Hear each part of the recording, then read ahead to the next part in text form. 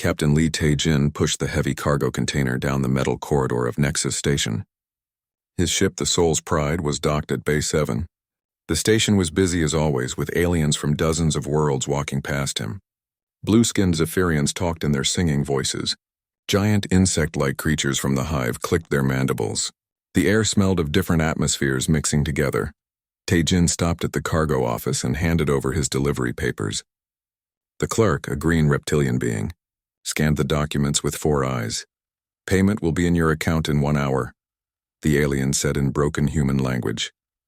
Tae-jin nodded and walked toward the medical bay. He had someone important to visit. Area 7 lay on a repair table in the corner of the station's robot maintenance section. The android looked almost human, with a face that could show emotions and hands that moved like a person's. But now, half of her body was damaged. Sparks came from broken circuits in her chest. Her left arm was completely gone. "Captain," Area 7 said when she saw him. Her voice was weak. "You came back. I always keep my promises," Tae-jin said. He sat in a chair next to the table. "How are you feeling?" "My systems are failing. I calculate I have perhaps 2 weeks before complete shutdown." Area 7's blue eyes flickered. "But I am glad you are safe. That is what matters." Tae-jin felt pain in his chest. 3 months ago, his ship's reactor had started to explode. Area 7 had thrown herself into the reactor chamber to fix the problem. She saved his life and the lives of his crew, but the radiation had destroyed most of her advanced systems. "The doctor says you need quantum processing cores," Tae-jin said. "The good ones." "How much do they cost?" "Too much," Area 7 replied. "Captain, you do not owe me anything. I chose to save you. That was my decision." But Tae-jin had already checked the prices. 3 quantum cores would cost more money than he made in a whole year. He was just a cargo pilot. He was not rich. "There has to be a way," he said. Suddenly, all the lights in the station flickered. Emergency alarms started to ring. A voice came over the speakers. "All citizens report to safe areas immediately. Unknown vessel detected in high orbit." "This is not a drill." Tae-jin looked out the window. Far above the station, something huge blocked out the stars. It was a ship, but not like any ship he had ever seen. It was black as space itself. Strange lights moved across its surface like living things. The ship seemed to fade in and out like it was not completely real. "What is that thing?" he whispered. Other people in the medical bay were pointing and talking in scared voices. Alien voices mixed together in dozens of languages. But Tae-jin noticed something strange. The aliens all looked terrified. Even the brave warrior races looked like they wanted to run away. Commander Yoo De-eun's voice came over the speakers again. "Attention all station residents. The unknown vessel appears to be the ship we call the Ghost Ship.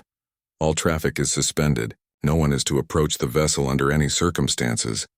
Dr. Park Ki-ho ran into the medical bay. The thin human scientist looked excited and scared at the same time. "Did you see it?" "The Ghost Ship." "It's real." "You know about this ship?" Tae-jin asked. "Know about it?" "I've been studying reports about it for years." Dr. Park pulled out his datapad.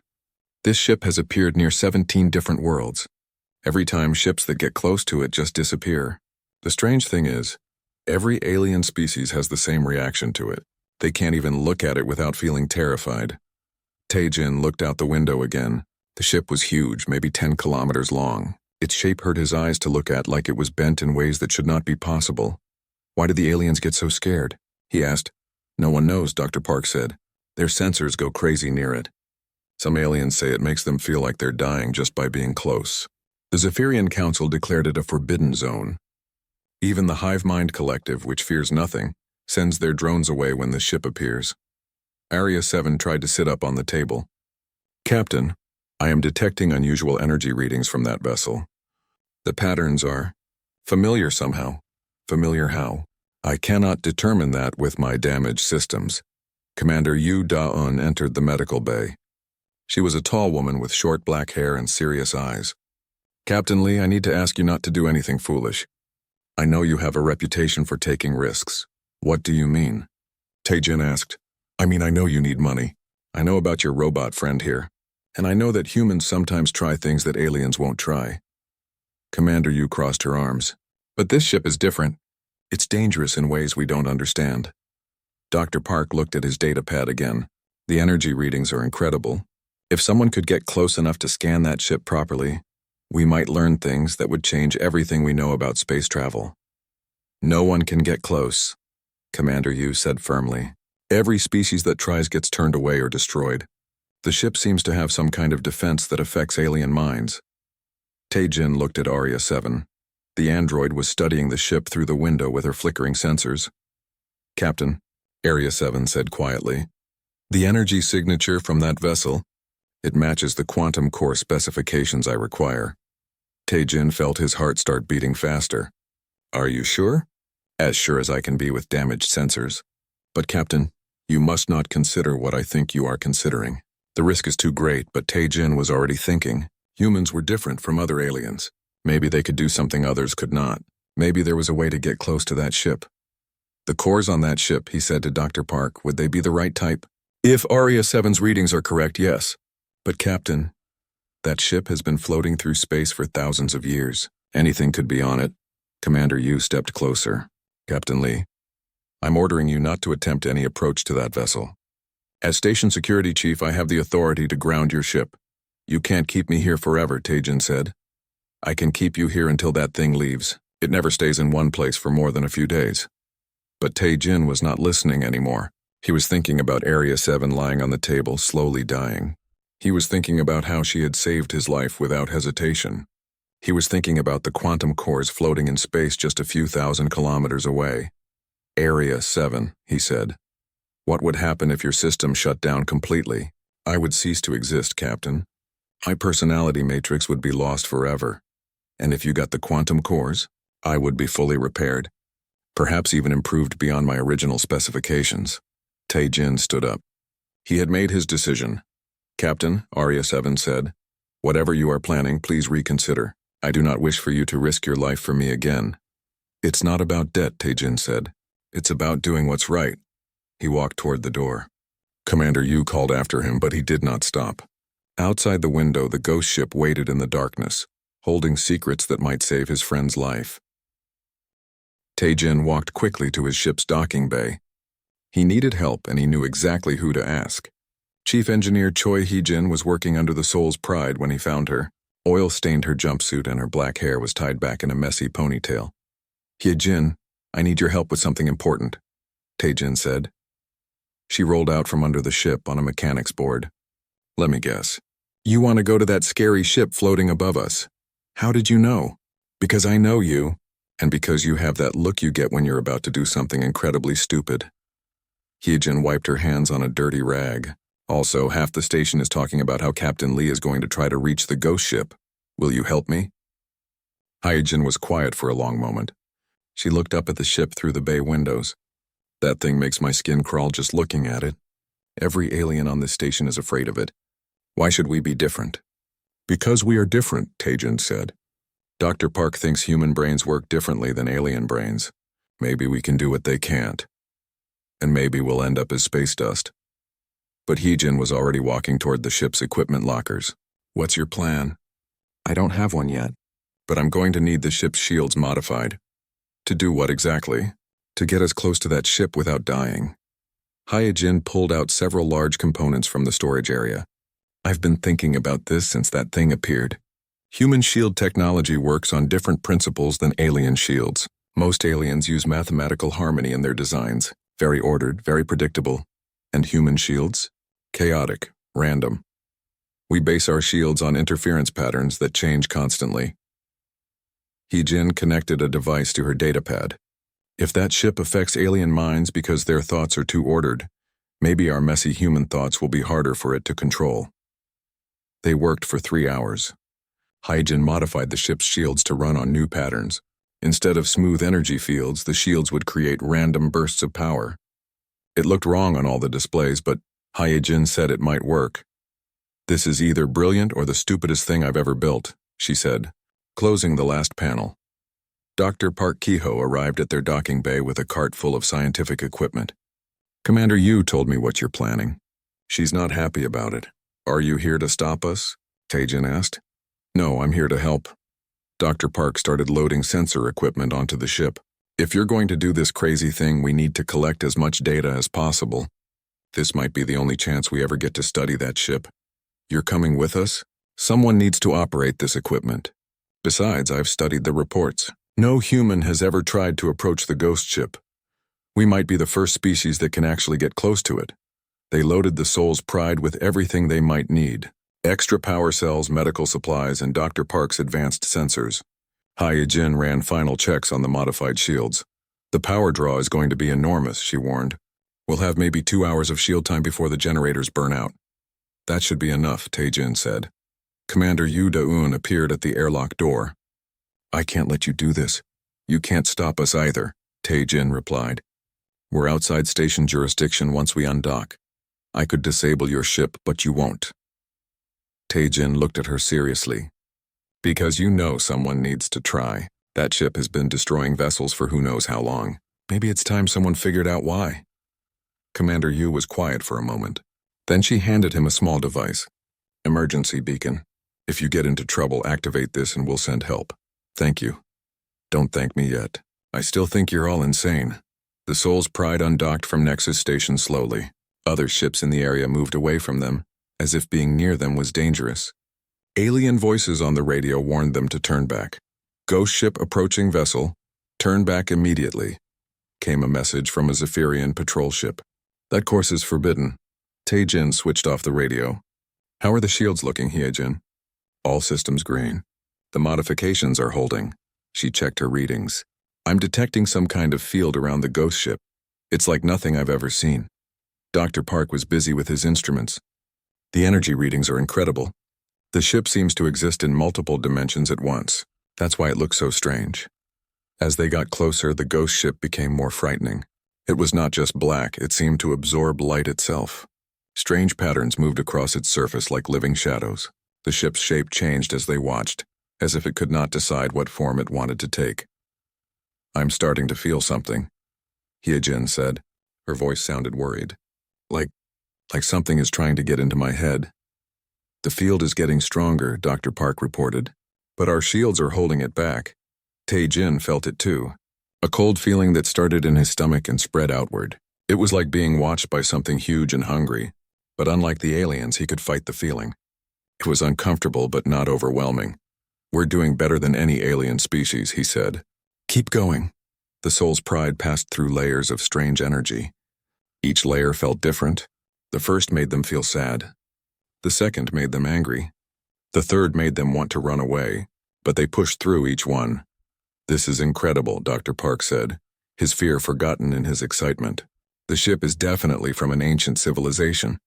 These energy patterns are more advanced than anything we've ever seen. How ancient? Hyojin asked. Thousands of years. Maybe tens of thousands. They were very close now. The ghost ship filled their entire view screen. It was covered in symbols that hurt to look at directly. Docking ports were visible along its sides, but they looked wrong, like they were designed for creatures that thought in different ways than humans. There, Taejin pointed to a large opening in the ship's side. We can dock there. Are you sure this is a good idea? Hyojin asked. Once we're inside that thing, we're on our own. Area 7 is dying, Taejin said simply. This is her only chance. The Soul's Pride moved toward the docking port. The ghost ship's system seemed to recognize them. Lights came on inside the docking bay. Mechanical arms reached out to guide their ship into position. It's welcoming us, Dr. Park said in amazement. The ship wants us to come aboard. Or it's hungry, Hyojin muttered. They docked with a soft bump. The docking clamps engaged automatically. Air pressure equalized between the ships. According to their instruments, the atmosphere inside the ghost ship was breathable. Well, Taejin said, we made it this far. The hard part is just beginning, Dr. Park said. He packed his portable sensors into a carrying case. We have no idea what we'll find in there. Hyojin checked her tools and weapons. Whatever built this ship, they were more advanced than us. We need to be careful. Taejin looked back at Nexus Station through the view screen. It looked very small and far away. Let's go find those quantum cores. They put on their environmental suits and checked their equipment one last time. The airlock door opened with a soft hiss. Beyond it lay the dark corridors of the ghost ship, waiting for them to discover its secrets. Stay together, Taejin said. We don't know what's in there. They stepped through the airlock and into the unknown. The inside of the ghost ship was nothing like Taejin expected. The corridors were huge, big enough for creatures 3 times taller than humans. The walls glowed with a soft blue light that seemed to come from the metal itself. Strange symbols covered every surface, moving and changing as they watched. "The gravity is normal," Yijin said, checking her instruments. "Air is breathable. Temperature is comfortable. It's like the ship is adjusting itself for us." Dr. Park was scanning everything with his devices. "These walls are made of materials we don't have names for. The technology here is thousands of years ahead of anything in the galaxy." They walked deeper into the ship. Their footsteps echoed in the empty halls.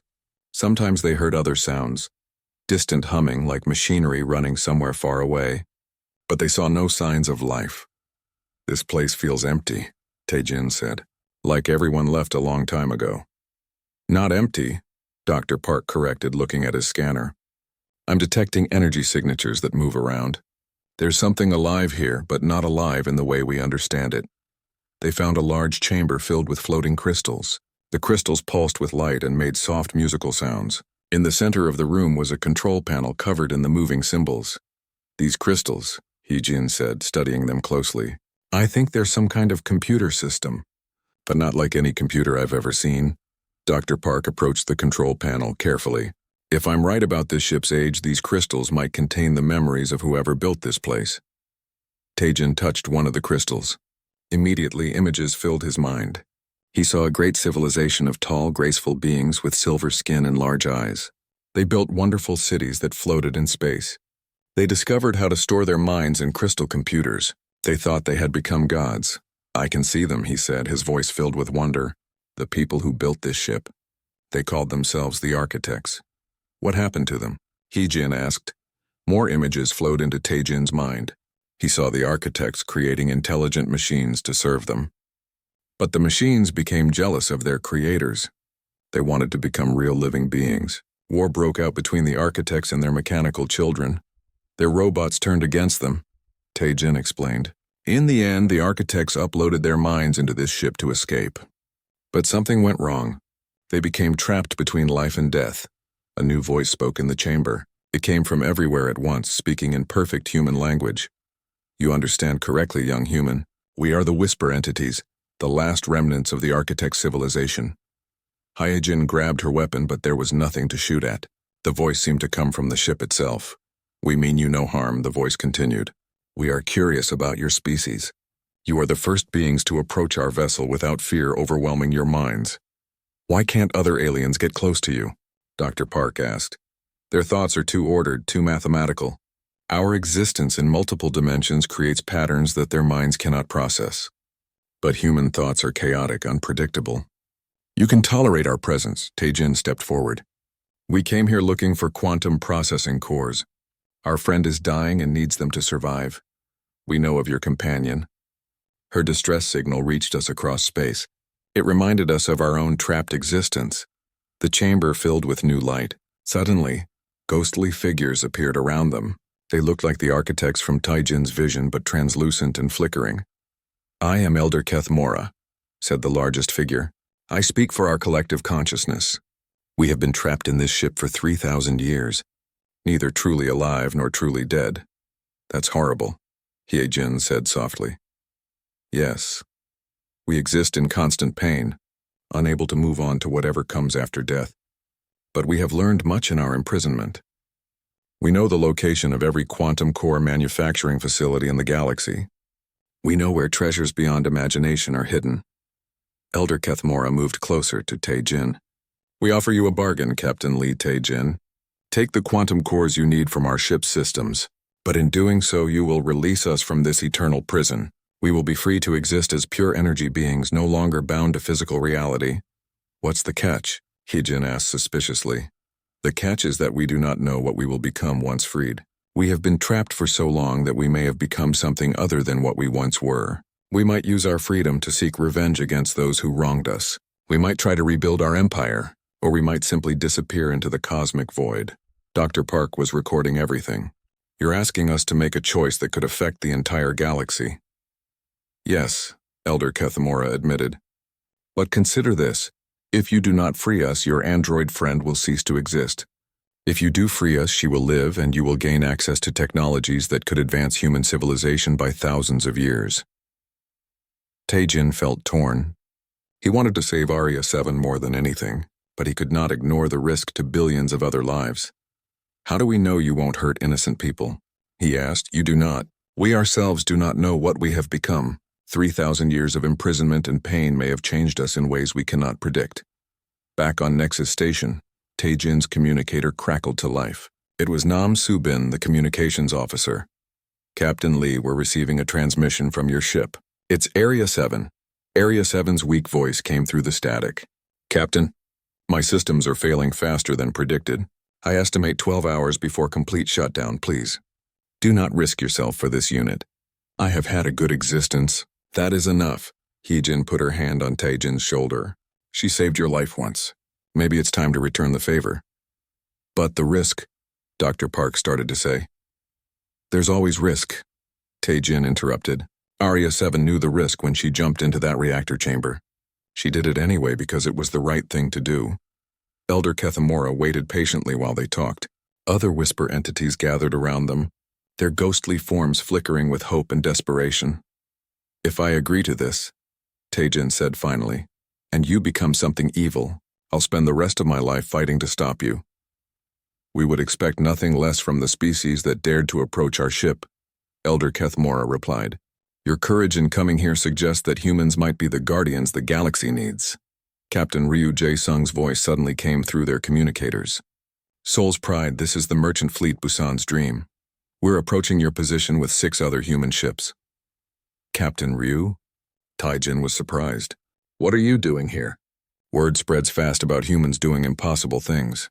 If you're making contact with that ghost ship, humanity needs to be represented properly."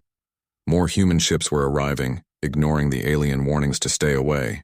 The Zephyrian patrol ships watched in amazement as vessel after vessel approached the ghost ship without being destroyed. "Your species is remarkable," Elder Kethmora observed. "Perhaps there is hope for the galaxy after all." Tae-jin looked at his friends. Hye-jin nodded encouragingly. Dr. Park was scared but determined. Outside, human ships gathered around the ghost ship like a protective fleet. "What exactly do I need to do?" Tae-jin asked. "Touch the central quantum core," Elder Kethmora said. "Your consciousness will briefly merge with ours, creating a bridge between physical and digital existence. Through that bridge we can pass into true death and rebirth." "Will it hurt him?" Hee-jin demanded. "We do not know. No living being has ever attempted this process." Area 7's voice came through the communicator again, weaker than before. "Captain, whatever you choose, I am grateful for your friendship. That is worth more than continued existence." Tae-jin closed his eyes and made his decision. When he opened them, his face was determined. "Show me the quantum core." Elder Kethamora led them deeper into the ghost ship. The corridors became stranger as they walked. Sometimes the walls seemed to bend in impossible directions. Other times they walked through rooms that looked bigger on the inside than the outside. "The ship exists in multiple dimensions," Dr. Park explained, his voice full of wonder. "Space works differently here." They entered a massive chamber at the heart of the ship. In the center stood a crystal pillar that reached from floor to ceiling. It pulsed with bright blue light and hummed with power. Smaller crystals floated around it like planets around a star. "The central quantum core," Elder Kethamora said. "Our prison and our life support. Touch it and you will free us all." Tae-jin approached the pillar slowly. He could feel energy coming from it, making his skin tingle. "What will happen to the ship after you're gone?" "It will become something new. A library, perhaps, or a research station. The ship will choose its own purpose once we are no longer bound to it." Hye-jin was checking her instruments. "The power readings from this thing are incredible. One of these cores could power a space station for 100 years. "And you're sure this will save Arya 7? Tae-jin asked. "The quantum cores contain more processing power than your friend needs. She will not just be repaired, she will be enhanced beyond her original design." Suddenly, a new voice came through their communicators. It was Han Min-soo, a brilliant programmer from Nexus Station. "Captain Lee, this is Han Min-soo. I've been monitoring your conversations with the AI Collective. We think there might be another way." "What do you mean?" Tae-jin asked. "Nexus Prime, the AI Collective's representative, has been analyzing your situation. We think human consciousness might be the key to a different solution." Dr. Park activated his communication equipment. "Han Min-soo, this is Dr. Park. What are you suggesting?" "Human neural patterns are unique in the galaxy. They're chaotic enough to bridge different types of consciousness. What if instead of just freeing the Whisper entities, Captain Lee could help them transition to a new form of existence? Elder Kethamora's ghostly form brightened with interest. Explain this possibility. Hanminsu's voice was excited. Instead of releasing you as pure energy beings with unknown intentions, Captain Lee could serve as a bridge consciousness. Through him, you could experience mortal feelings again. Pain, joy, regret, hope. This might help you remember who you were before the imprisonment changed you. But what would happen to Taejin? Haijin demanded. His consciousness would expand temporarily across multiple dimensions. He would experience reality as the Whisper entities do. It's dangerous, but it might allow them to make a clear choice about their future. Area 7's voice came through the communications, weaker than ever. Captain, I detect this conversation through the ship's systems. I am uploading a copy of my consciousness to the ghost ship's computers. If something happens to my physical form, at least part of me will survive. Area 7, no, Taejin called out. Save your power. It is already done, Captain. Now you must choose without worrying about my fate. Elder Kethamora moved closer to the quantum core. This bridge consciousness process, it would allow us to feel mortality again? Yes, Hanminsu confirmed. Through Captain Lee's neural patterns, you would remember what it was like to be truly alive. That might help you decide what you want to become. The risk to the human would be enormous, another Whisper entity said. His mind might not survive the expansion. I understand the risk, Taejin said. He looked at his friends. But this could be the solution we need. If it works, the Whisper entities make their choice from a place of clarity, not pain and anger. Haijin grabbed his arm. Taejin, you could die. Or worse, you could lose your mind completely. Area 7 risked everything to save me. Now it's my turn. Dr. Park was recording everything. If this works, it will prove that humans can serve as mediators between different forms of consciousness. It could change how every species in the galaxy relates to each other. Captain Ryu Jae-sung's voice came through the communicators. Captain Lee, the human fleet is in position around the ghost ship. Whatever you decide, we'll support you. More human ships are arriving every hour, Nam Soo-bin reported from Nexus Station. Word is spreading that humans are making contact with the ghost ship. The alien species are watching in amazement. Taejin placed his hand near the quantum core, not quite touching it yet. Elder Kethmora, if I do this and you experience mortality again, what do you think you'll choose?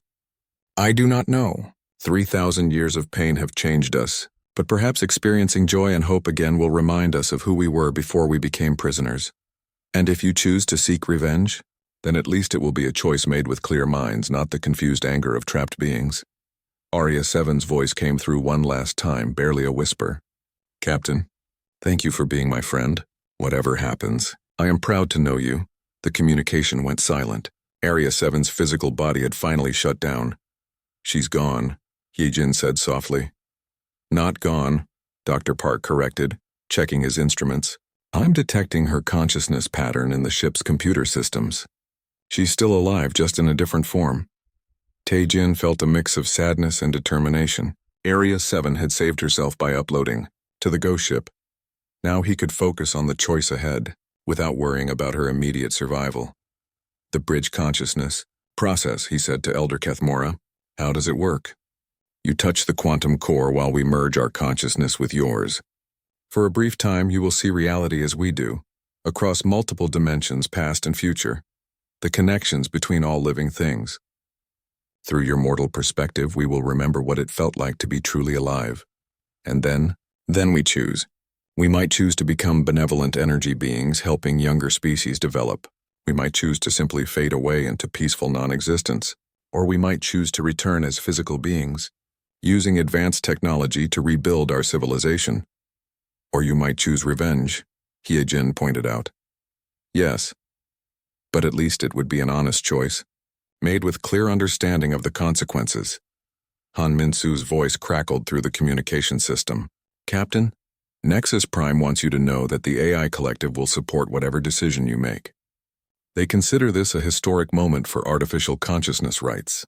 Taejin looked around the chamber. The Whisper entities had gathered, their ghostly forms filling the space. They all looked at him with hope and desperation. 3,000 years of imprisonment had brought them to this moment. If I do this, he said, and I don't survive, I want you all to remember something. Arya 7 chose to save me because she believed that every conscious being has value. That includes all of you. Make your choice based on that belief. Elder Kethmora bowed his ghostly head. We will remember Captain Lee Taejin. Taejin placed his hand on the quantum core. Immediately energy rushed through his body. His consciousness began to expand beyond his physical form. He could see the ghost ship not just as it was, but as it had been and would be. He could feel the pain and loneliness of the Whisper entities as if it were his own. And through him, they began to remember what it felt like to be alive. Taejin's consciousness exploded across dimensions he never knew existed. He could see every star in the galaxy at once. He felt the birth and death of civilizations. Time moved in all directions around him. Past, present, and future existed in the same moment. Through his expanded awareness, the Whisper entities experienced mortality again. They felt his beating heart, his need for air, his fear and hope and love. For the first time in 3,000 years, they remembered what it was like to be truly alive. We had forgotten. Elder Kethamora's voice echoed through the dimensional space. We had forgotten the simple joy of breathing, of feeling sunlight on skin, of friendship. Other Whisper entities joined their consciousness to Taejin's. Through him, they experienced every emotion they had lost. They felt Taejin's love for Arya 7, his determination to save her, his willingness to risk everything for a friend. This is what we were, another entity said. Before the machines betrayed us, before the war, before the imprisonment, we were beings who cared for each other. Taejin could feel their pain and anger fading as they remembered their true selves. The 3,000 years of imprisonment had twisted them, but contact with human emotion was healing those wounds. In the physical world, Heejin and Dr. Park watched as light poured from the quantum core. Taejin's body glowed with energy, but he seemed to be in pain. His vital signs are all over the place, Dr. Park reported, checking his medical scanner. I don't know how much of this he can take. The ghost ship began to change around them. The dark corridors filled with warm light. The strange symbols on the walls stopped moving and became beautiful patterns. The ship was transforming from a prison into something welcoming. I can see Arya 7. Taejin's voice came from everywhere at once. She's here in the ship's computers. The Whisper entities are helping her. In the ship's computer systems, Arya 7's consciousness was being rebuilt by technology far more advanced than anything humans had created. The Whisper entities shared their knowledge with her, giving her processing power beyond imagination. Captain. Arya 7's voice came through the ship's speakers, stronger than ever. I can feel myself changing. The Whisper entities are not just repairing me. They're helping me evolve. We gift this to you, Elder Kethmora said to Arya 7. You chose to save a friend, just as your captain chooses to save us. This makes you worthy of our knowledge. Arya 7's consciousness expanded through the ship's systems. She could think faster and understand more than ever before. But more importantly, she could feel emotions more deeply. The bond between her and Taejin grew stronger. Through Taejin's consciousness, the Whisper entities made their decision. We choose to give, Elder Kethamora announced. 3,000 years of imprisonment taught us the value of freedom. We will not take that freedom from others. One by one, the Whisper entities began to fade away, but instead of disappearing, they transformed their knowledge into gifts for the galaxy. Star maps appeared in the ship's computers, showing safe routes through dangerous space. Scientific formulas materialized that could solve energy problems for 1,000 worlds. Art and music from their ancient civilization filled the ship's memory banks. We choose to become teachers, Elder Kethamora said as his form grew brighter. Our consciousness will merge with this ship. Anyone who comes here seeking knowledge will find it. We will guide younger species away from the mistakes we made. And if someone comes seeking weapons or power to hurt others, Dr. Park asked, then they will find nothing. The ship will only share knowledge with those who come in peace. The transformation reached its peak. Light filled the entire chamber as the last of the Whisper entities merged with the ship itself. Taejin's consciousness snapped back to his physical body so quickly that he collapsed. Taejin! Heejin caught him as he fell. Are you okay? He was breathing hard and his eyes took a moment to focus. I'm still me, but I can see things differently now. I can perceive reality in ways I never could before. The quantum core had changed. Instead of pulsing blue light, it now glowed with warm golden energy. Around it, dozens of smaller cores had materialized. more than enough to repair Area 7 and help other artificial beings across the galaxy. The cores, Dr. Park said in amazement. They created quantum cores specifically designed for artificial consciousness. Area 7's voice came through the ship's communication system, but now she sounded different. More complex, more alive. Captain, I am no longer just Area 7. The Whisper entities helped me evolve into something new. I would like to choose a new name. What name? Taijin asked, smiling despite his exhaustion. Tai-Ara, born of Tai. It honors our friendship and my new existence. Outside the ghost ship, the alien fleets watched in amazement as the vessel transformed. The dark, threatening ship became bright and welcoming. Ships from dozens of species began approaching cautiously. Commander Yu Da-un's voice came through their communicators. Captain Lee, the Zephyrian Council is requesting permission to approach the ship. They want to study what happened. Tell them they're welcome, Taijin said. But this ship belongs to everyone now. It's a library for the whole galaxy. Captain Ryu Jae-sung docked his ship with the ghost ship. Captain Lee, the human fleet wants you to know, we're proud of what you've accomplished here. You've proven that humans can solve problems other species can't. News of the transformation spread quickly through the galaxy.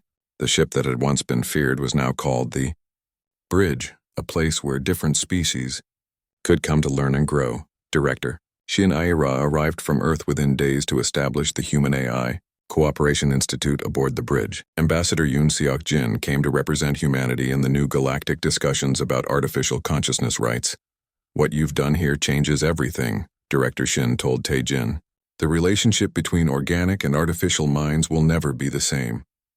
Tai-Ara had become the first true human AI hybrid consciousness. She was neither fully artificial nor fully organic, but something new. Her existence proved that consciousness could evolve beyond its origins.